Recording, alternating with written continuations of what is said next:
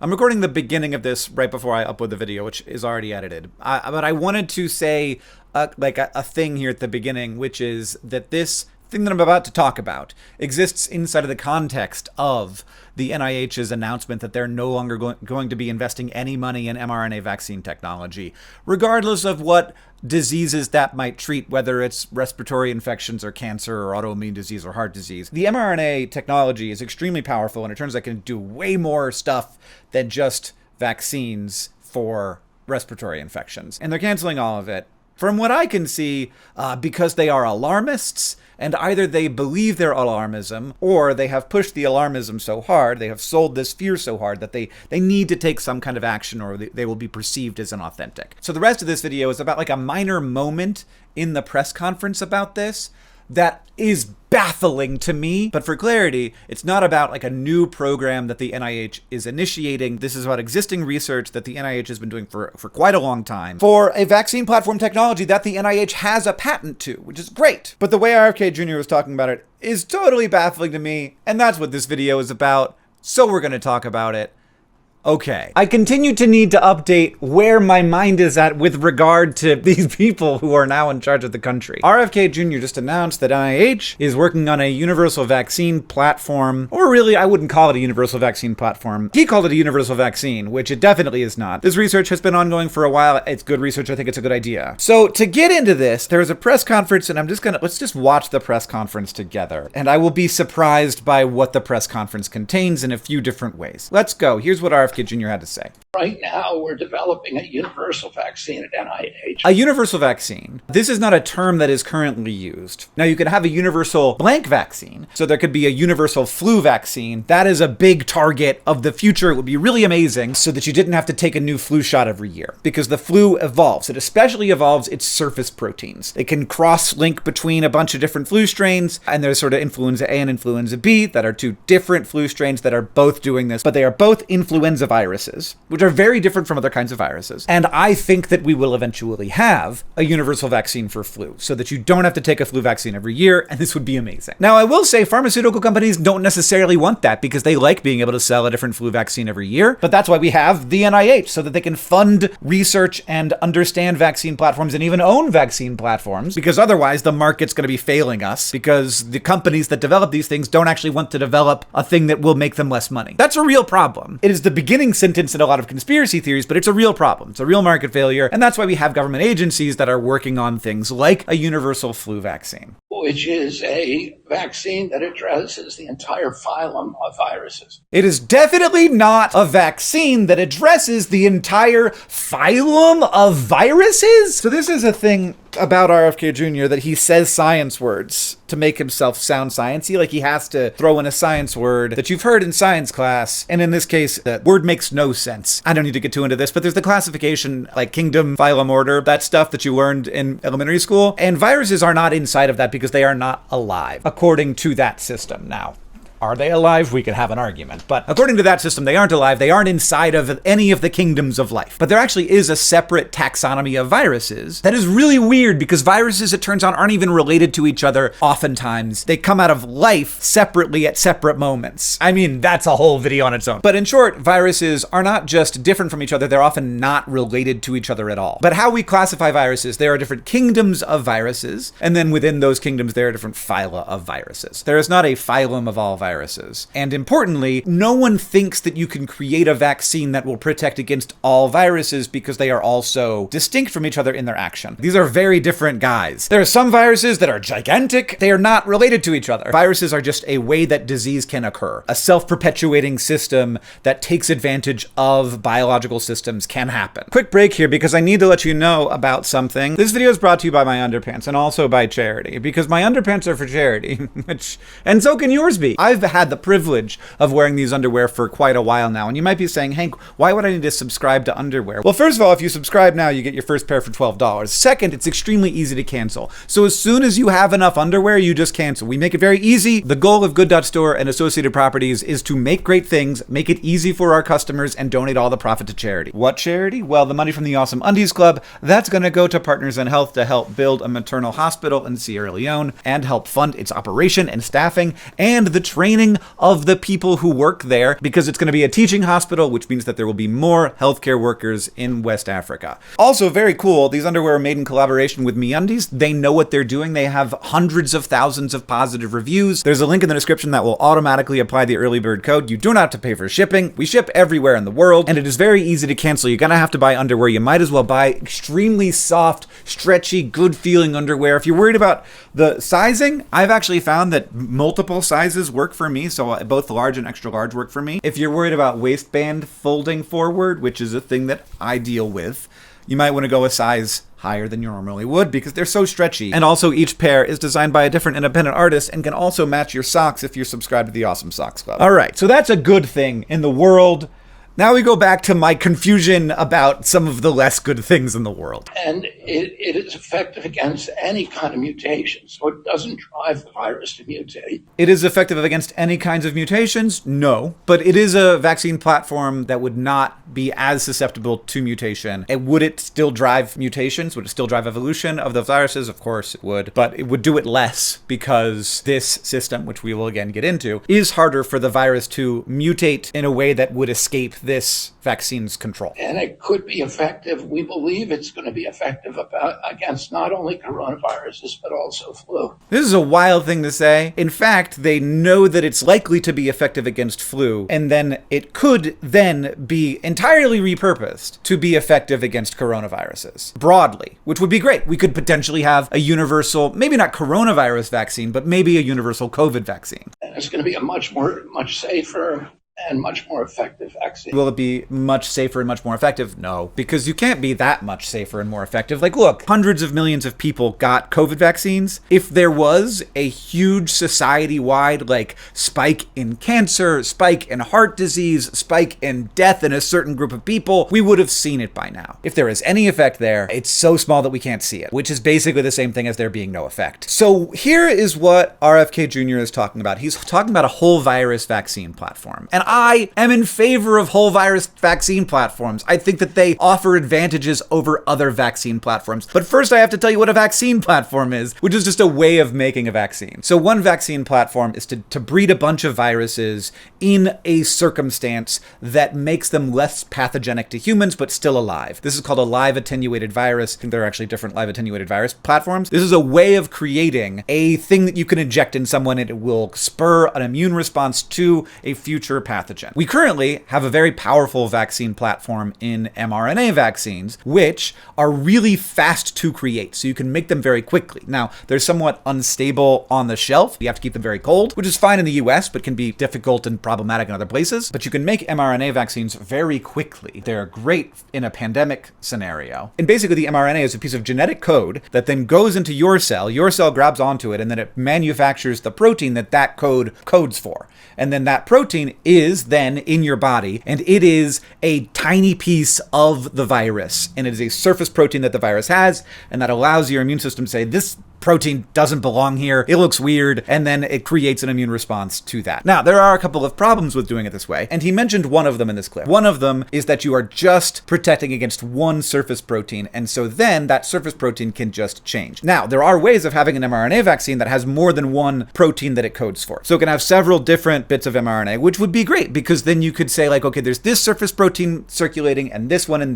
that will have a vaccine that has all of those mRNA, but it's still just looking at like surface proteins. A whole virus vaccine is great because it's the whole virus. And in this case, this is a new kind of whole virus inactivated virus. So it is not a live virus, but it is the whole virus. Basically what they do, they grow a whole bunch of live virus, which is a problem with this vaccine platform because it means you have to grow a whole bunch of live virus, which you don't have to do with mRNA. That requires biosafety protocols. It has the potential for escape, so you don't want to do it with very dangerous viruses. Like smallpox, for example, you would never want to do this with. But for something like a not very dangerous strain of influenza, absolutely fine to do this. You grow a bunch of it and then you spike it with a chemical that basically destroys its genome inside of it. But then you cool it down. Those viruses are still totally intact, but their genomes are broken. And then you put this whole but dead virus into a person. And then that person's body has an immune response to this like big load of dead viruses that we carefully calibrate so that it's not too big or too small of a response. And there is a good part and bad part to this. One is that there's a bunch of different antigens that your immune system can can respond to. So there's all the surface proteins, and then potentially after the virus breaks down, there's all the internal proteins of the virus. That's going to create an immune response that it will be way harder for a virus to evolve out of. And it also means for something like flu, influenza has all these different surface proteins that it swaps out in order to avoid our immune systems. It means that our immune systems are getting exposed to way more of the influenza proteins, and this has been shown in laboratory studies of animals. It means that if you give this vaccine to an animal, it will protect them against many different future strains of flu. Now, not all at the moment. So there's sort of like two big categories of influenza. There's A and B, but we're focusing, I think, on A right now because it's the one that has the greater chance of bird flu coming and getting us. If this was the flu vaccine, it might obviate the next pandemic. Like, this is good stuff. Would this protect against COVID? Not at all. So the phylum thing makes me think that RFK Jr. misunderstands what's going on here. He says that it's a vaccine that could protect against the whole phylum of viruses. This is definitely not true, but it could be a platform that allows us to, within viral phyla, create new vaccines that protect against that entire phylum. So you could theoretically imagine a situation where you have a vaccine that can protect against all coronaviruses, and more likely than that, all SARS-CoV-2 viruses. Now, that research has not happened at all, and would not at all be the same universal influenza vaccine. It would be a separate universal SARS-CoV-2 vaccine. Kennedy here seems to be saying something that he misunderstood. Someone told him something and he misunderstood it. What they told him was this vaccine platform could allow us to create vaccines that protect against entire phyla. So it could be a vaccine that protects against all coronaviruses or all SARS-CoV-2, or it could protect against all influenza. Now, one is not going to protect against both of those, and he heard that as, oh, we could create one vaccine that fixes all viruses. It's a weird thing for a person who theoretically has been thinking about vaccines for a long time to think is possible. And this is like what's updating my model of who RFK Jr. is, which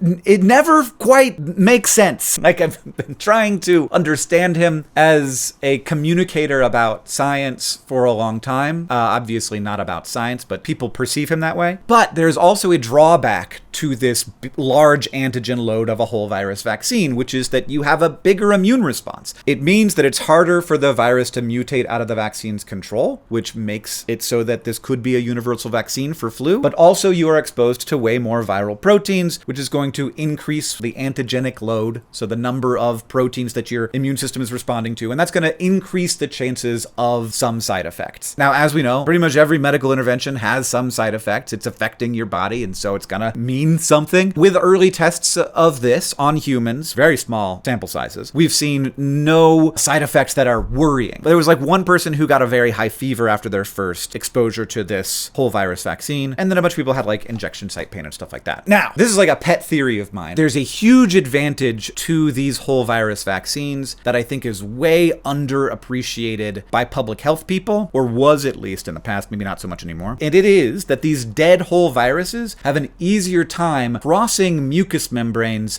than mRNA lipid nanoparticles. So these little fatty particles that contain the mRNA inside of them, they have a hard time getting through a mucous membrane, and that means that mRNA vaccines are not good as snortables. So like Afrin, you like sniff it into your nose. So far, we haven't found a way that we can do that with them. It is much easier to have them be injections. Now, this vaccine platform can also work as an injection, but it also seems like it could be better as a nasal spray. We spray it into your nose. These whole viruses have all the mechanisms for crossing, obviously, because they're usually infect through mucous membranes. And then that does two things for you. One is a science thing, and one is a behavioral thing, and I think the behavioral thing is bigger than people give it credit for. So the first science thing is that it actually induces an immune response in specifically the areas, like the physical areas of the body where infection occurs. So instead of just giving your body a chance to get a jump start on fighting the vaccine once it's in you, which can often be the case with these mRNA vaccines, with nasal sprays, you're actually getting an immune response in the area where the infection occurs. Whereas with injections,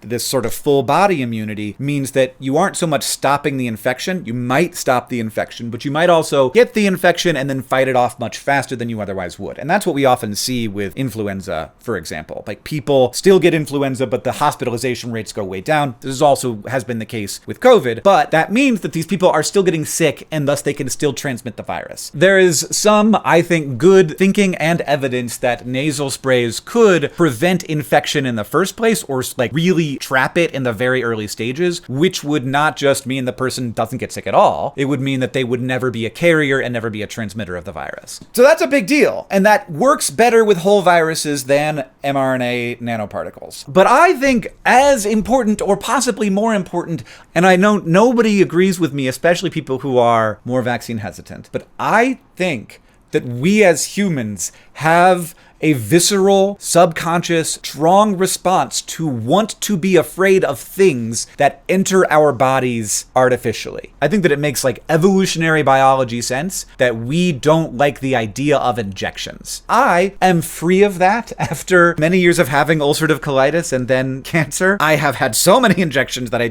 feel like it is totally normal to do. But I think a lot of people feel this way, and I think that it's part of the fear of needles. It's not that the pain is going to be inflicted on you. It is this idea of something artificially entering your body. And I think that a nasal spray would have much higher uptake and also fewer conspiracy theories around it, because people, their subconsciouses aren't searching for reasons that this fear exists. We don't just have fears, we have fears and then we explain those fears. And so if we don't have the fear, then we won't have the instinct to try and explain the fear, which I think will increase uptake and decrease conspiratorial thinking around it. So I'm really in favor of inhalable vaccines. I think that they could be a huge innovation. So far, mRNA doesn't look like a good candidate for that, whereas whole virus vaccines do. Now, there are things about this that make it worse, and I've touched on a few of them already. So mRNA, you don't have to have the virus exist to make the vaccine. So you don't have to have like a biosafety situation. You don't have to like breed up a bunch of viruses. In the situation where you're doing these whole virus vaccines, you have to have a whole facility dedicated to breeding viruses, because every vaccine is going to contain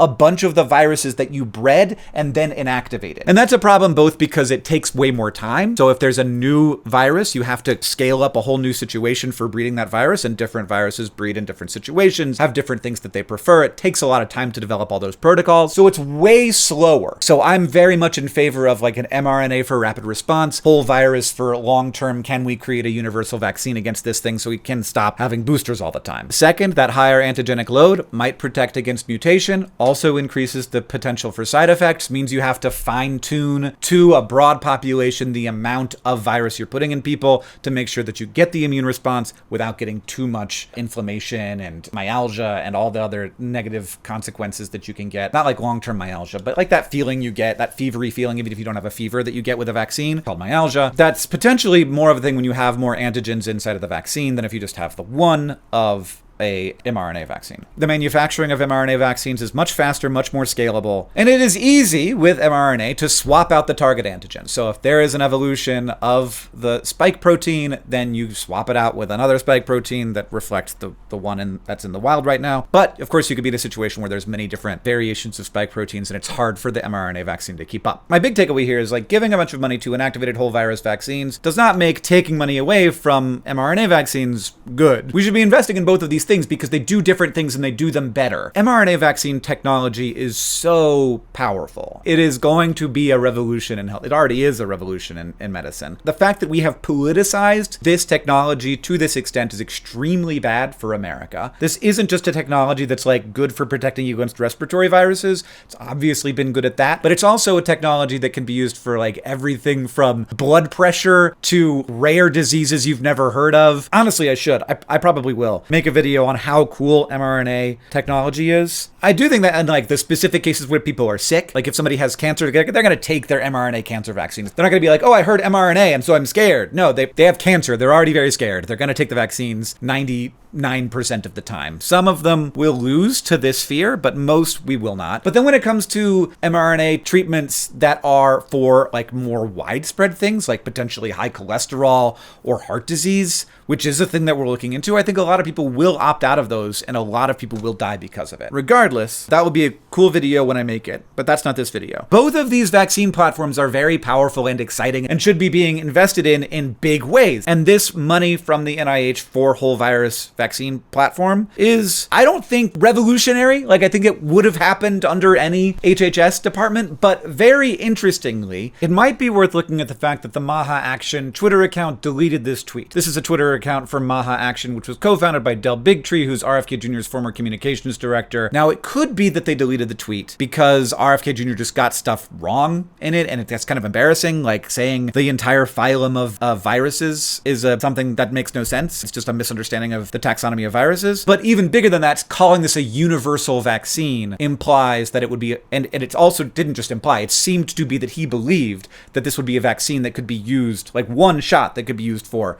all viruses. And that's also silly and wrong and embarrassing to have thought that. That might be the reason why they deleted it, but it also might be because they got a ton of backlash from the anti-vaccine community. So people saying this is a red flag, people saying, oh, we thought they were going to arrest Fauci, but RFK is becoming Fauci. People pointing out that this whole virus vaccine work was funded by the Gates Foundation, so that's a conspiracy theory that it's touching on, and maybe this money won't end up going out, because who is this person responsible to? Is RFK Jr. responsible to like the 80% of Americans who think that vaccines are do more good than harm? Or is he responsible to his audience, who are the 20% who think that vaccines are invariably bad? And he himself has had a hard time in the past saying that there are any safe and effective vaccines, including the polio vaccine. There's no vaccine that is safe and effective. Like, not leaving aside the ones that prevent us today from getting the diseases that we don't get anymore, but no, including those. And the other thing is like my continued update of my mental model of RFK Jr. Because there are times when I feel like this guy is just going to say anything that it takes to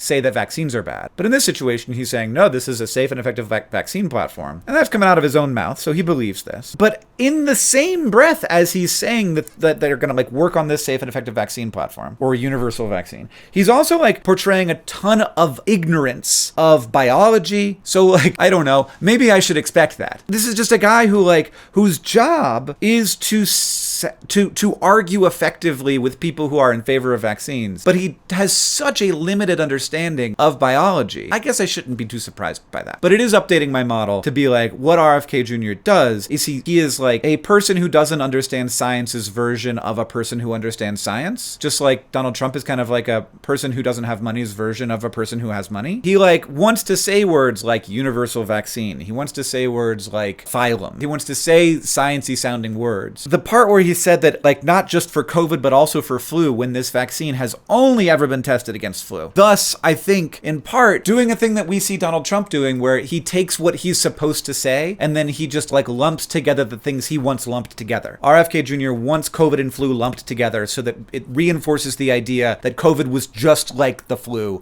and that we all overreacted to this, and that it wasn't that big of a deal, even though millions of people in this country died. I mean, look at these excess death charts.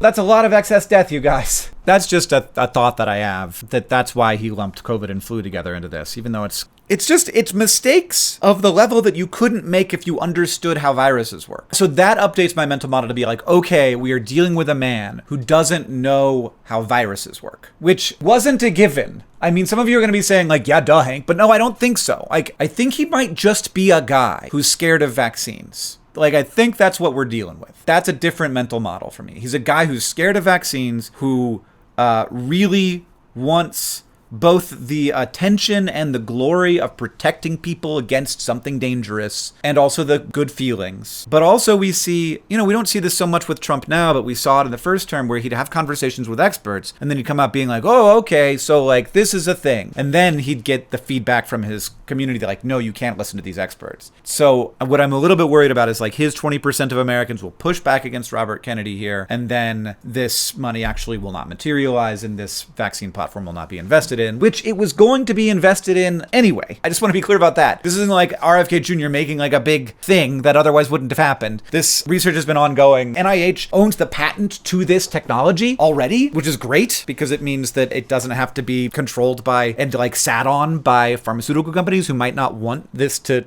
come out, who might want to like slow roll the speed at which this technology emerges, because every year that they get to do another flu vaccine, they don't have a universal flu vaccine. There's a bunch of revenue that comes with that. So I guess, like, in conclusion, one, RFK Jr. is really weird, and he's a hard guy to have a mental model of. For me, I don't know. Maybe some people are better at this, but for me, it's hard. Two, this is a new vaccine platform that is legitimately interesting, allows for a nasal route, could potentially be a universal flu vaccine, could potentially be a universal SARS-CoV-2 vaccine, which would be great. We're not sure about either of those things, but it could be. It has advantages over mRNA technology, and mRNA technology has advantages over it, and so a mix of having both of these tools in our toolkit would be very good. That's basically the whole thing. And then finally, it is remarkable the extent to which Kennedy does not understand how this works. His level of ignorance is really is surprising to me. And I know people are going to tell me that that's crazy, Hank, but this is a man who is making it his life's mission to have intelligent debates that he wins against people who are doctors. I am surprised by that.